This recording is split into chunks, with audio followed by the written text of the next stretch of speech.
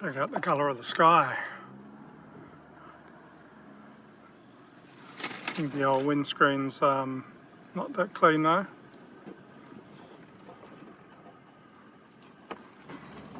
Oh shit.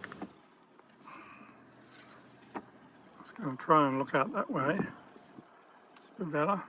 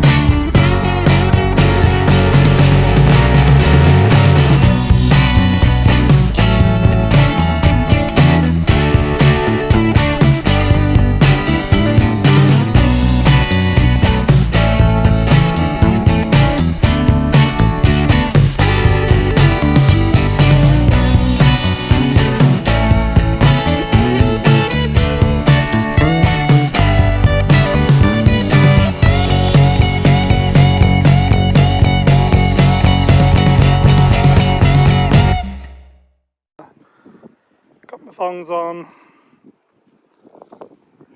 It's you probably can't tell in the video actually how narrow this is and how far down it is on either side. Yeah, wouldn't want to fall down there. Not as bad as it looks really. Safe as houses. All good. I found myself not a bad spot here to have a bit of rest, cool my feet down in the shade. It's only 10 o'clock in the morning, but the sand is burning my feet.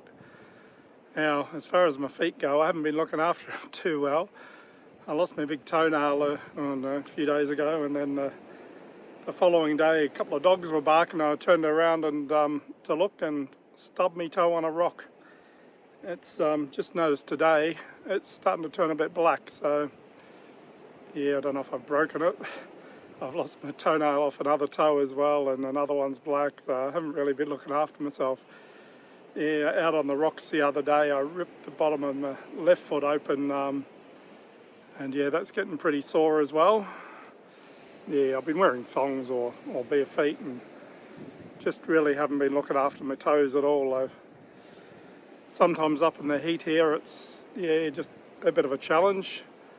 And so especially walking on this beach today, it's sand's pretty hot. So I'll be heading down closer to the water, I think, and better keep an eye out for crocodiles, I guess. I reckon the sand will be a bit cooler down there. Go away, flies. So the sand is definitely a lot cooler walking down here near the water. Hear the waves behind me, and just keeping an eye out there. George be saying watch out for crocodiles.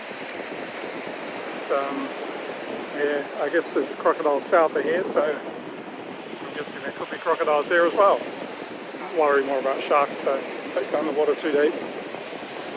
Now I got halfway out of Barnhill Station here. It's about 9 k's off the highway. The road end's not too bad. Bit sandy, bit corrugated, but you'd handle it in a 2-wheel drive, unless it rained. Anyway, my thoughts on Barnhill Station. Would you go there? Yeah, I reckon it's worth the trip off the road, off the highway. It's a nice beach there. There's some nice rock formations, a couple of walking tracks, swim at your own risk. There's a bowling green. In the winter, it'd be fairly busy, I would imagine, and the weather would be a bit nicer. It's fairly warm out there. It gets a bit hot on the sand. You can drive down the beach. Not that I did. The sand looks pretty soft, and you can't go too far anyway. Didn't see anyone fishing, but there weren't many people there anyway. So yeah, all in all, if you're going past this way, it's just a little detour off the road, and it's worth stopping in for 2 or 3 nights, I reckon, or you might stay longer. Anyway, I've enjoyed this stay here, and I'm just going a bit further south, so yeah, hopefully get away from a bit of this humidity. Well, it's better here than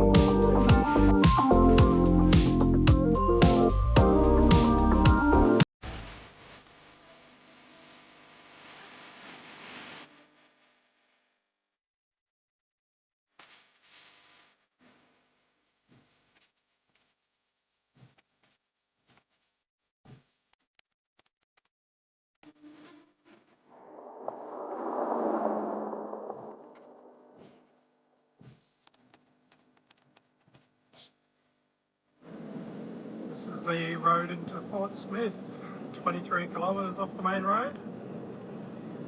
So far it's a bit smoother than the last road I was on. Port Smith, there I come.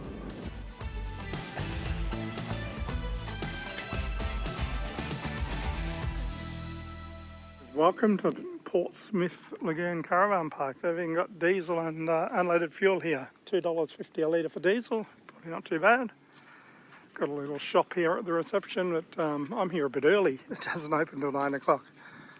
Looks pretty quiet here, as I'd expect this time of the year. Like I might be the only one here, apart from a couple of workers just coming in. I've driven out onto the sandbank here, and I've now let my tyres down to 22 in the back, 20 in the front. The caravan park recommend 18 to 20, so sort of going with their advice. Normally this would be covered in water at high tide, and further up that way there's a lagoon that fills up with water and you can swim in there.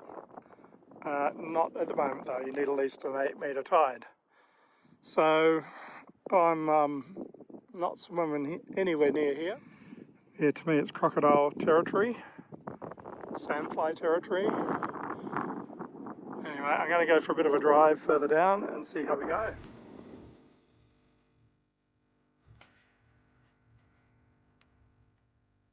This is Kari Beach. It was a case of going around the corner and straight into the soft sand, so I was glad I let my tyres down. Yeah, I reckon if I'd had them up I would have got bogged. I've been for a walk up Kara Creek and possibly seen some crocodile tracks, but you've had to come back to the car because the sand is just getting way too hot. I'd left my thongs here because I thought I can run faster without them if I have to. Anyway, but yeah, it's just like the lady said, gotta wear shoes, you'll burn your feet. She was right. Just really haven't been looking after my toes at all. Yeah, pretty sore. Well, I got up off the beach okay, foot down, kept the speed up and didn't have too many troubles there. And up here there's a bit of a incline, so there's a left track and a right track. I reckon I've come down the right hand side. She said to keep up a bit of speed before you get to this, so yeah, I'll try the left one.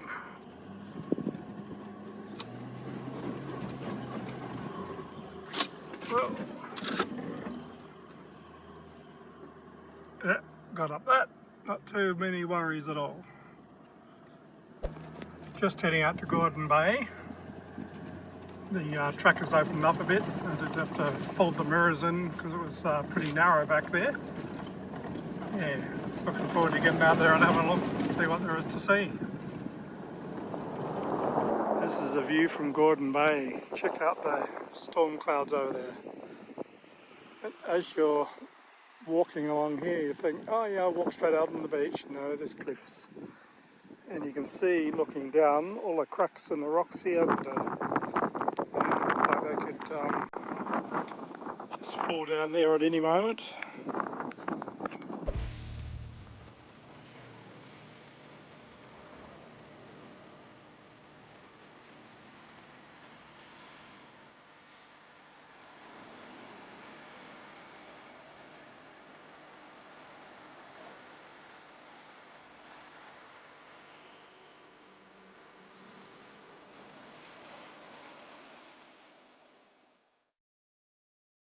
Sun's well and truly set. I've got to find my way home in the dark. But there's sort of tracks going off in all directions on this, yeah, on the way back. So hopefully I'll find my way. Check out the sky out there.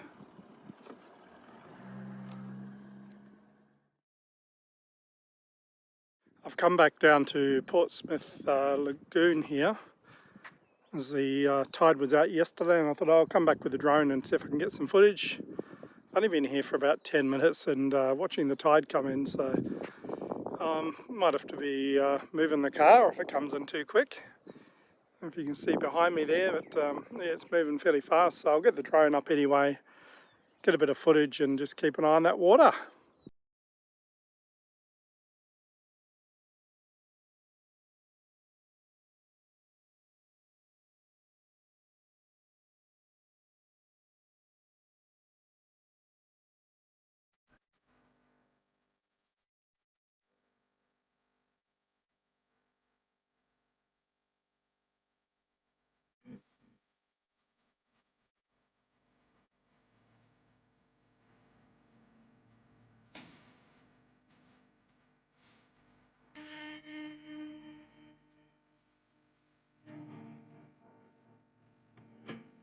It's like I'm gonna have to call a drone back, otherwise I'll be landing it in the water. Hopefully it'll get here before the water comes up to the car. Let's see how quickly the tide's coming in here. It's time to move the car, I think. This is Smith's Lagoon, where they say you can swim, but to me it's still crocodile territory. There was one reported by a lady who was swimming here, well, close to here not too long ago, so I'm not going swimming, no way. Not for me. Check out how much sand is in here. And that's a lot. Imagine all that on your carpet. You know, that's a decent amount of sand. That's just from one day down the beach. I recommend getting mats, whatever mats you get. There's some better ones than others. Depends what sort you want to get, but these ARB ones are working quite well for me. and weren't a bad price either. It's extra pile of sand on the road here. So you might be asking, is it worth going into Port Smith? If you're a fisherman, I'd say yes. There's a lagoon in there, caravan park, got a bit of a shop, it's 23 k's, so it is a bit of a drive in. The road is a gazetted road, so it's in pretty good nick. Bit corrugated, bit sandy in places, but yeah, you get in there with a two-row drive vehicle. Just if you're going further on, just let your tyres down to about 20 on the tracks and going onto the beach. But yeah, I reckon it's worth going in there. I've only stayed one night. I reckon to do it justice, you spend a couple of nights in there, have a good look around. There's some nice beaches and some decent drives. Nice place to watch the sunset on the cliffs. But yeah, I'd recommend it if you've got the time. There's say 23 k's each way on a dirt road that you can, sit on 60, 70, whatever. Yeah, it's not too bad. It's $26 for an unpowered site, $52 for power. They got good hot showers there. I had one this morning, but yeah, decent water. But yeah, I can recommend it especially if you're a fisherman. There's you can launch a boat in there. There's a bit of a lagoon if you've got a big tide. I'm not recommending swimming in there, but people do. Anyway, I'm going to head further south. What I find so annoying is so often I'll start driving and that screen will be blank. Then I've got to get out. So it'll be a blue screen, no signal.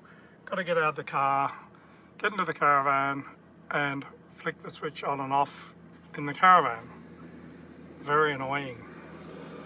So, don't know if anyone else has had the problem or whether it's just me. Time to hit the road. There's 24-hour camping, some shelters around. There's a dump point out the front and bins. There's heaps of room for camping.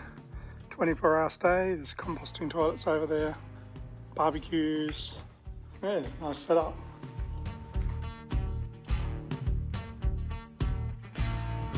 Sandfire roadhouse. We've got a bit of wind happening here.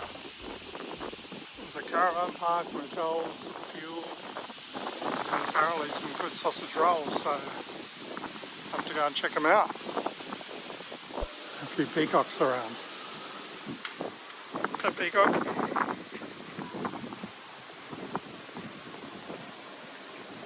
This is the entrance to Sandfire Roadhouse. It's a quirky place, an oasis. And I've had a bit of a stop here and had a very good sausage roll and hot enough to burn the roof of your mouth.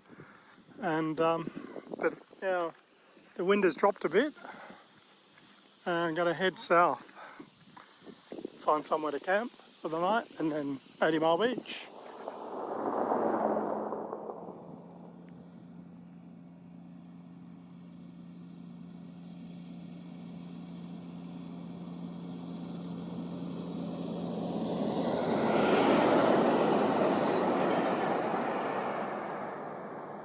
Yeah, thanks for watching. Tune in again next week. If you enjoyed the video, hit the subscribe button, give us a thumbs up and leave a comment.